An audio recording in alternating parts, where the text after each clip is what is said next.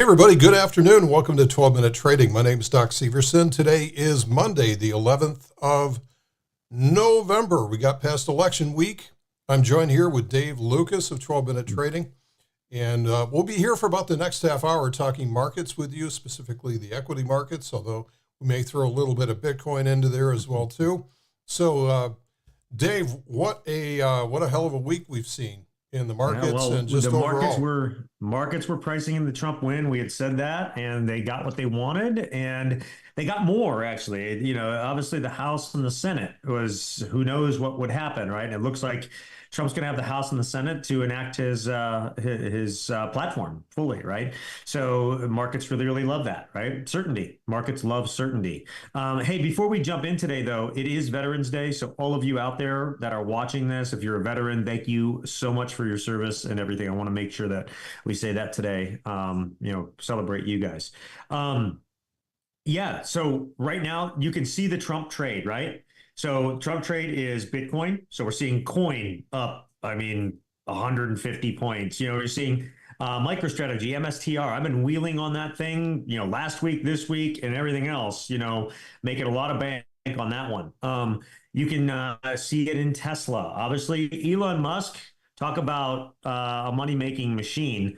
He spent 50 million on his pack and stuff for the election, and he's up what? I don't know, he's up 40, 50 billion in net worth since the election. So not a bad return on investment, right? That's true. And so like you just look at where the money flow is going. Small caps too. The Russells broke out in a huge way. It's probably due for a decent little pullback. Typically, we'll look at charts when that happens. You see it pull back. That'd be a really good time to pick some up or sell into it. I think small caps will continue to lead, but that's where the trade has gone. And overall, you and I have talked about how we had to get through the election, but we felt that we would see kind of a melt up into year end, and then first quarter sometime next year kind of is when we'd see the next really major correction, right? And I think that's still in play. I think that's exactly where we're headed.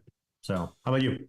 It's funny because as we talked over the last 2 weeks, we really said we tried to be fair about everything. We tried to, I don't want to say fair and balanced, but we tried to be very neutral as far as this to say, we don't really care about the politics of this. What does the market want? And the market wanted certainty.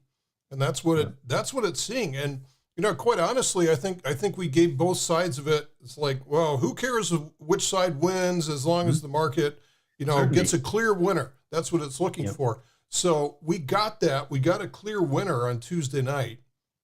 Which was nothing that anybody expected, No, I certainly the whole didn't thing was expect like that. this could drag on for weeks and all that stuff, right?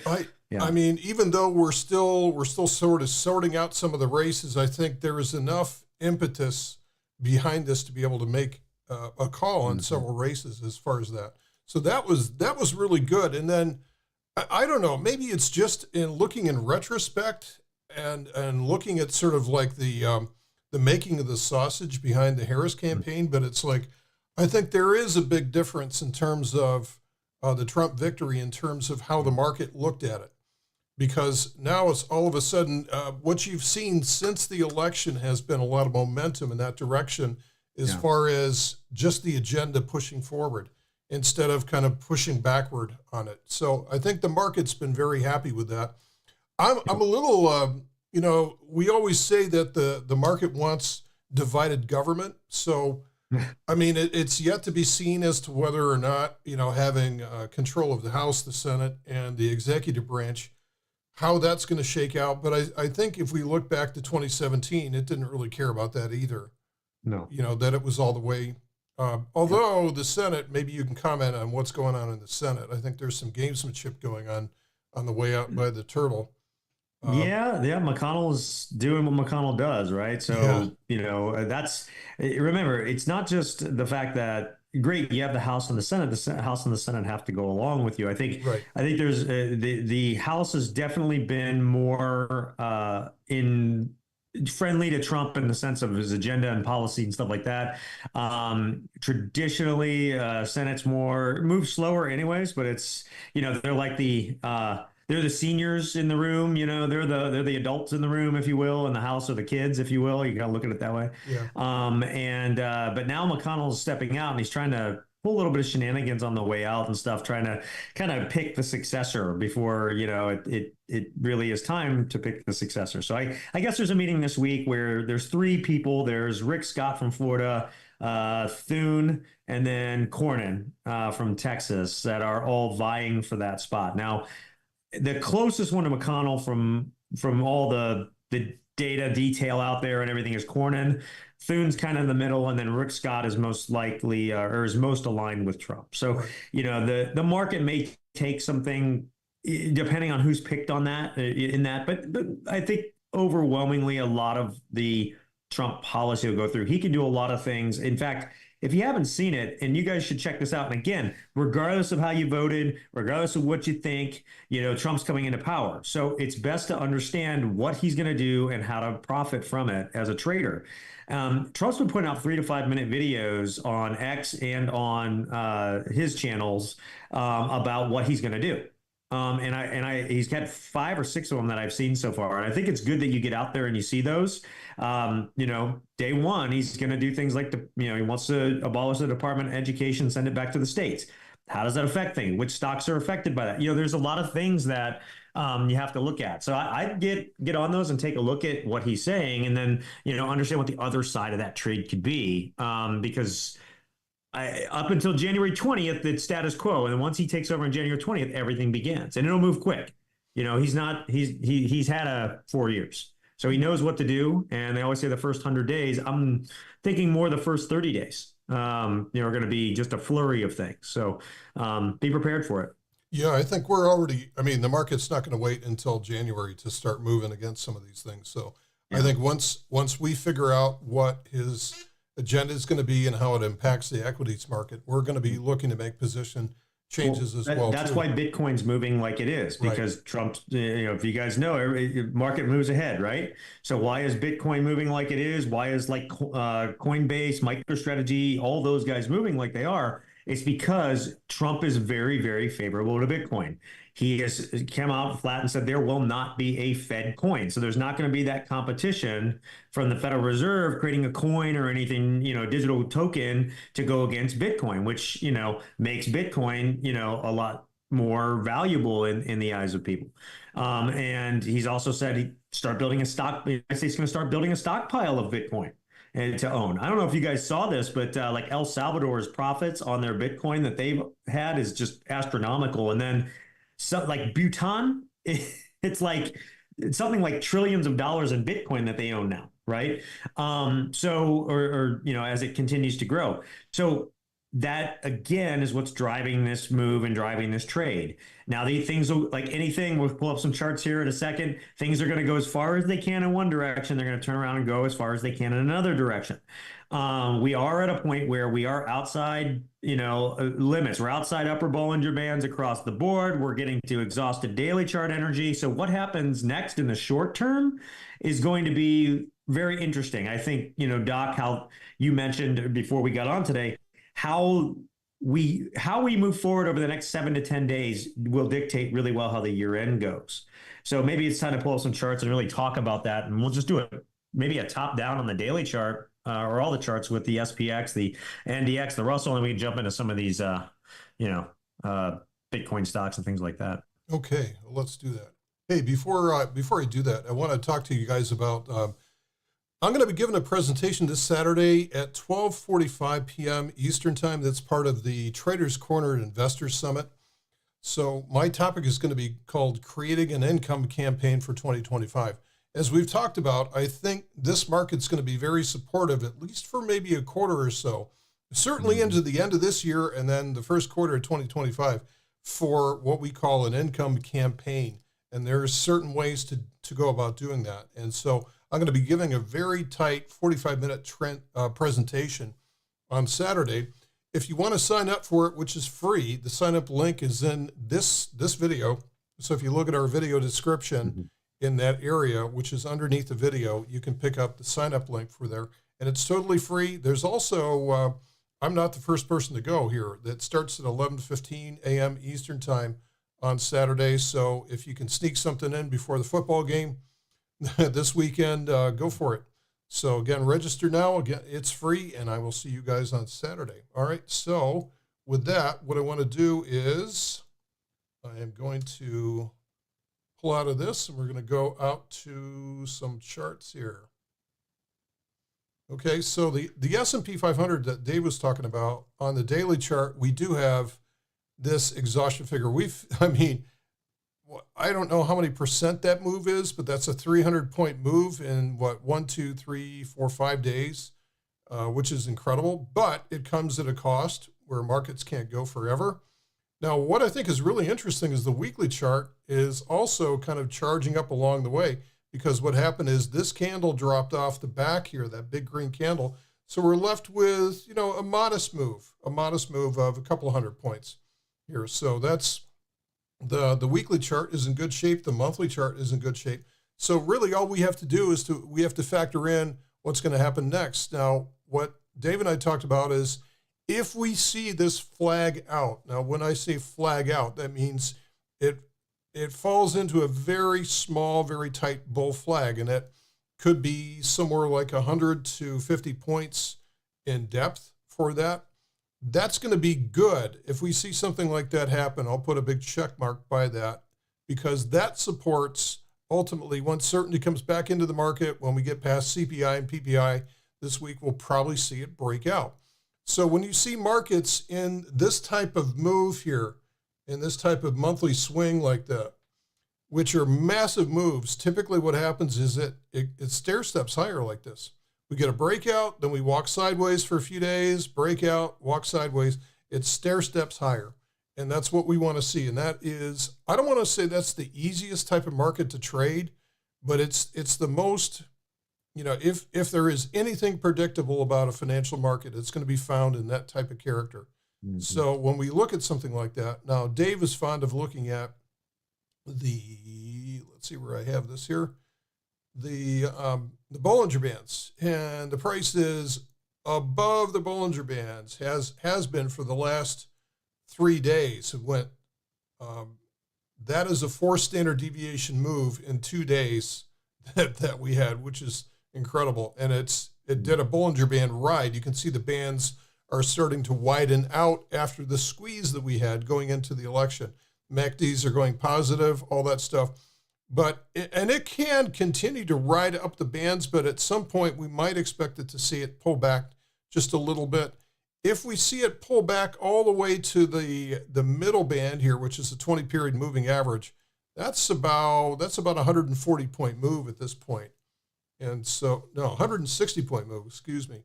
So that's a little bit more extreme, and this will happen if there's something that the market has not anticipated coming in. So maybe if there's more of a delay in the Senate, or the Senate's not going to be as friendly as Trump hoped for his agenda, we might see a little bit more of a pullback there. I would expect to see support come from there, and I would expect to see the trend resume from that point. So those are the two expectations that we have for this market. So while I've got the charts up, let's, Dave, bounce over to the NDX. Yeah, we can have you talk about the NDX, because you spend a lot of your time there. Yeah, it's maybe beginning a little bit of a flag. If you pull that up there, we'll jump into that. Yeah, is that showing now? No.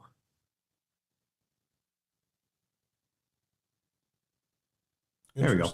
So you can see today it's down, $50, and stuff. You saw we got outside the Bollinger Band.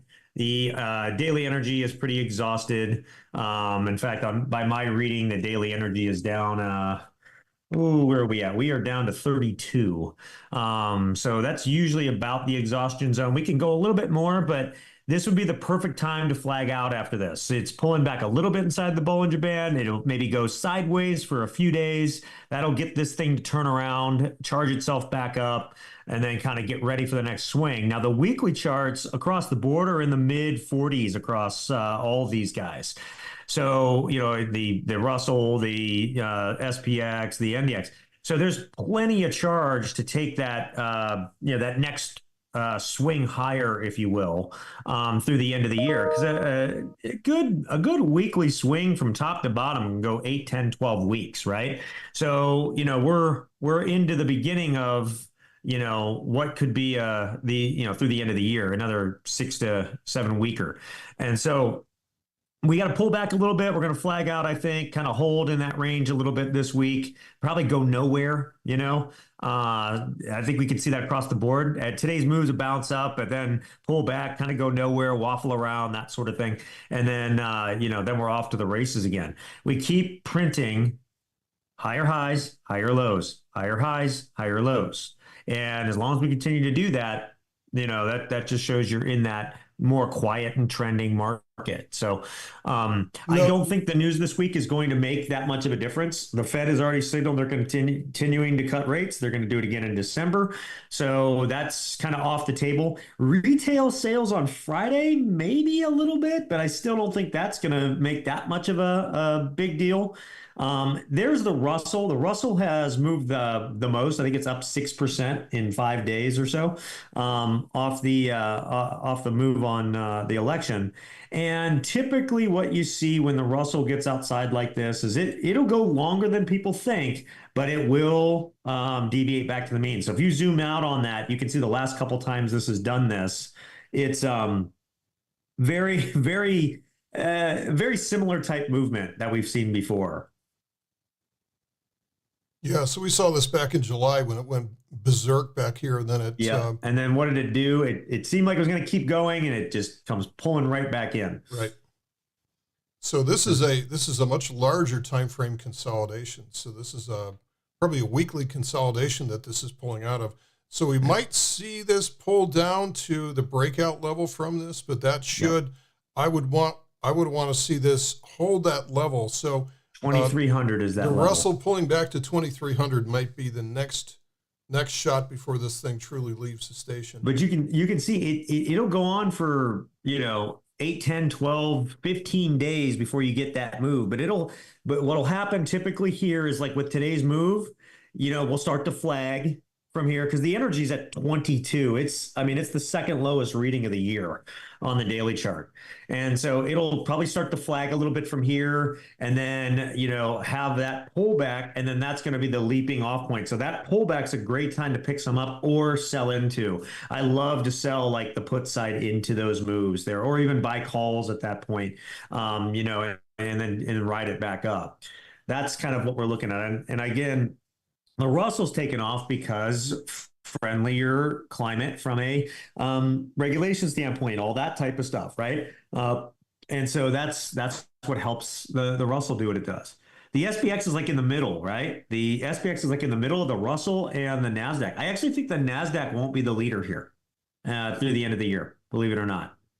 I actually think we're at a point where we're getting that rotation out of the NASDAQ into other things like the Russell and the broader market. And so you see like NVDA getting sold off and stuff and everything else. That's part of that, So, oh yeah, and bonds too. Bonds are, they're in a bear market from hell. Yeah, I don't know if NVIDIA is being dragged down by Super Micro here, but I don't know if it's that. Super Micro has until the 16th to show that they aren't cooking the books, right? So I just think that there is rotation out of these guys. I think, obviously NVIDIA is still 500-pound gorilla in the room for this stuff, but I just think we're going to see some of that rotation into a broader market, which is good. You want that. You want a broader market. Actually, this is the SOX chart's looking really good right now for the next breakout. So for SMCI. Yeah, for the semis right now. Yeah. So there you go, the Soxel. Yeah, I've been wheeling the Soxel a lot. The SOX and the SOXL. I've been wheeling this a lot lately. Is the Soxel is that a leveraged version of the? Yeah, it is. It's I think is it 2X? Let me look real quick. It's like 30, 35 bucks a share. It ranges between like it's a 3X. It's a 3X. So it's 3X. So it ranges between, at least for the last, I mean, 6 months or so, it ranges between like 30 and it's been as high as 70, which is nuts. But 30 to 40 is kind of the range that it's been in for the last, 5, 6 months. And so when it comes down into the 30 range, sell your put at it, or buy your shares, sell your call. But if you wheel it, sell the put, get in, then turn around. If you can put the stock, sell the call, so on. So I want to see it come down to about 30, and I'd get right back into it again. Hey guys, we're going to be here for about another 5-10 minutes or so. So if you have any questions, if there's something you want us to look at, please raise your hand in the chat room, in the chat stream of this video, or if you're watching this on a replay later on, let us know if there's something you want us to tackle for next week's session. It's certainly going to be an interesting week, and I can't wait to see where this is going to be. The only thing that I am seeing, Doc, across the board on a lot of these, and it's harder to find now, is I am seeing more and more that the implied volatility is getting lower than the historical at these levels, which makes it harder to sell options premium, and you need to sell closer to the money. And then what typically happens is that reversion to the mean. Like if you start pulling up, we've got the charts that we look at with the implied versus historical. It's got a lot of that. It's got that changeover that we don't see that often of the implied versus the historical, and that right now does have me a little bit, like what's the move that's going to shift it back a little bit? Because usually on some of these big players, the Teslas and all that stuff, implied's higher than historical, right? And you can see right now, look at the SPX coming down in line like that. That's a recipe to have a little bit of a reversion. So like a 50 to 100 point move quick down would not be surprising here. Yeah. So what Dave is saying is like areas like this are where we have premium sellers can get into trouble because, everything looked great down here to be able to sell all kinds of premium, and they just got run over by this because the implied volatility just disappeared. And then, so we have these occasional situations like that where we get the break over here and it's well below. So it becomes very dangerous to be a seller of this. Do you remember what you told me the day before the election? Because thankfully we're doing some trades that are, really meant to work with lower implied. But what did you say to me? Like you had a trade on in our fund account that we trade together. And what did you sent me a text? And what happened the day before the election? I just remember what happened the day of the election. Oh, sorry, the day of. Yeah, the day of the election. The day of the election, what I saw was I had a number of positions that I was looking to clear out first thing in the morning. And that's where we sell a short-term option, we buy a longer-term hedge option against it. And what we had was all these longer-term options just disappeared in value, like literally overnight. As soon as the opening bell went off last Tuesday, they just started collapsing like that. And it was like, you had to recognize that, you had to track it to know where it was where it started and where it was going. And you had to act right then and there Tuesday morning to like shut down those trades because I would have taken a relatively sizable loss had I just like stayed in or wasn't aware of what was going on. So, and that was a sign to me that Trump was probably going to win because it was all of a sudden like certainty was coming in, and those spreads on that that volatility in the market was being sucked out. Somebody knew something or something like that was going on because that's the only way that would happen. It would have remained on edge. The volatility would have gone up through the day if there really was. Think about so these are long puts that were dated for the 20th of, I believe they were 20th of December. So this is like 6 weeks out.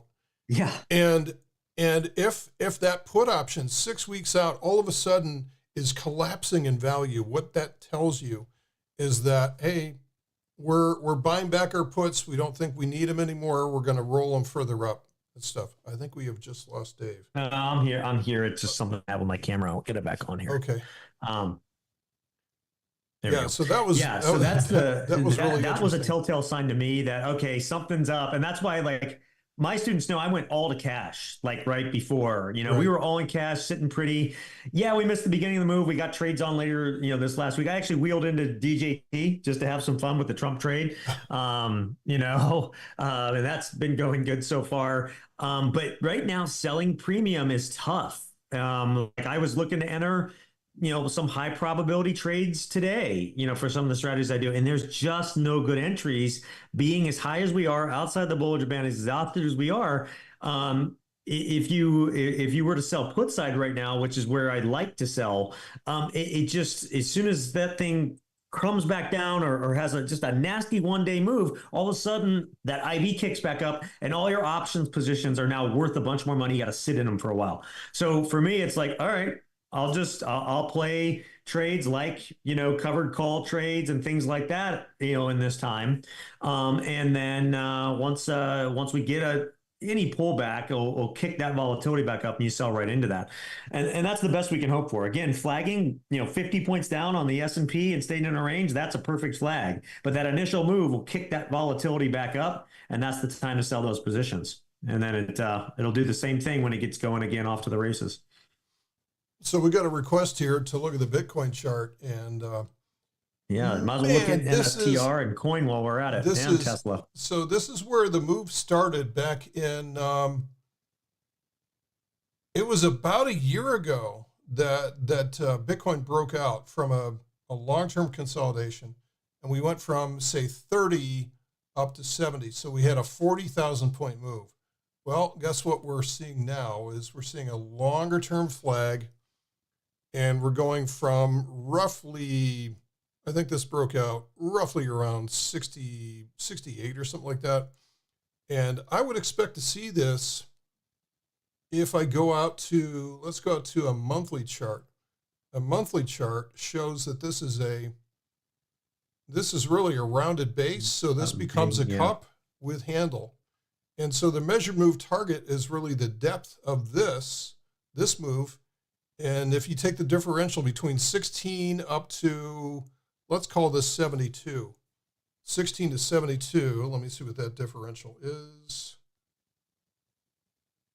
That's a 56. And so if we tie 56 onto, let's say 68, so 68 and 56, let me add this up, is 124,000. I think at this point, guys, the $100,000 number is such a round number staring in the face that this thing's going to 100K. Now it may hit 100K and sell back 25,000, but I think this thing, it's like a magnet at this point to draw that thing to 100K. The other thing, guys, and this kind of supports what we've been talking about, this melt up to the end of the year, is there's $5-6 trillion of money in the money market sitting on the sidelines, and the Fed just cut rates again. And so that money is starting to not produce. And I really see that coming back into the markets now, especially that we have certainty and everything around this too. And I think that's part of what's fueling some of this as well.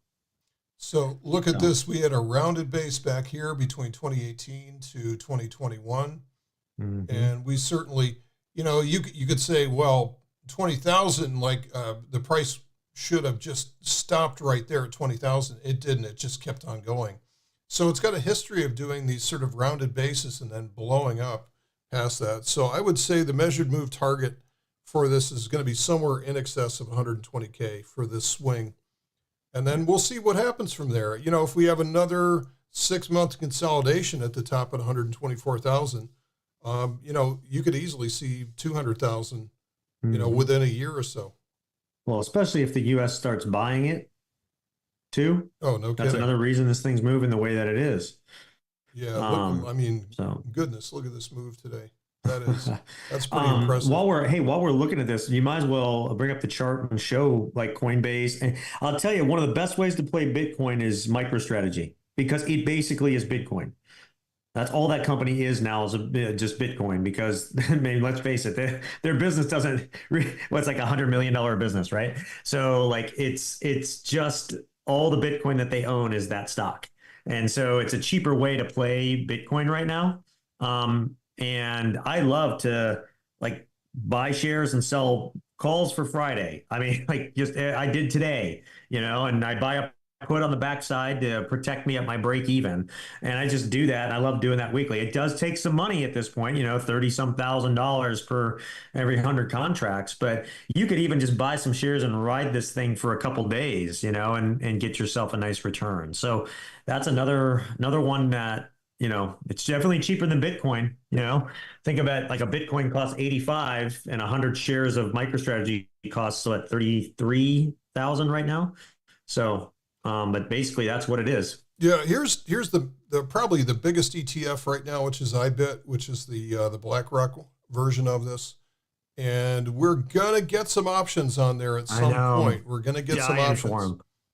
And what I've been doing is I've been playing BITO lately, which the big difference is you can see a huge difference in the price here, but they pay a monthly dividend, which is like a huge monthly dividend.